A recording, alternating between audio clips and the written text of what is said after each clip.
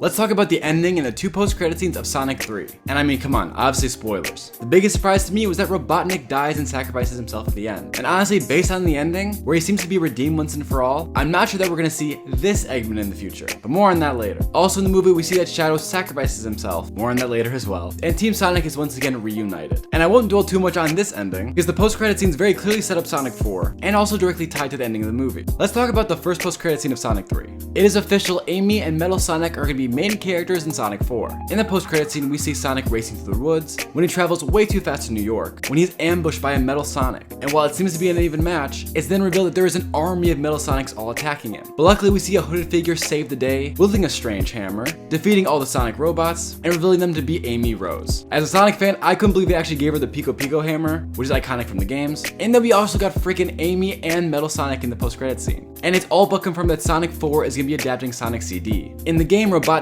builds Metal Sonic, and also kidnaps Amy, and it's about Sonic going and rescuing her. Metal Sonic is actually really interesting, because depending on the interpretation, while he's a robotic being, he's sometimes faster than Sonic, and in some iterations has sort of Taskmaster-like ability, where he can copy the moves and powers of other beings, making him a huge threat to Sonic. Now you might be asking, how is Metal Sonic gonna be built if he's built by Robotnik? Well, Sonic CD actually does a lot with time travel, so I wouldn't be surprised if time travel gets thrown into this, and then we either get a past or alternate version of Eggman, who maybe finds out that he dies so he builds Metal Sonic, and that way they could keep Jim Carrey all around, while keeping the ending for this Eggman, and giving Jim Carrey the opportunity to play a whole different character. Now let's talk about the second post-credit scene of Sonic 3. We see Shadow is alive. And while there's not much more to break down on this, we've gotten a lot of rumors that we're getting a solo Shadow project. And while it's rumored to originally be a TV show, based on the already success of this movie, it seems that Paramount wants to make an actual full-fledged movie, which would be insane. And I think that this project has actually been in development for a while now, so I think it's possible to get this project before Sonic 4, maybe in 2026. And there's honestly so much source material they could dive into, so a solo Shadow project sounds awesome. Overall, I'm loving this franchise and I cannot wait for the next one. The movie was so good and I loved all the post-credit scenes. I was hyped for this movie, yet it still surprised me how great it was, and I honestly cannot wait for the next one. How did you feel about this movie? And what do you think the post-credit scenes are hinting at in the future?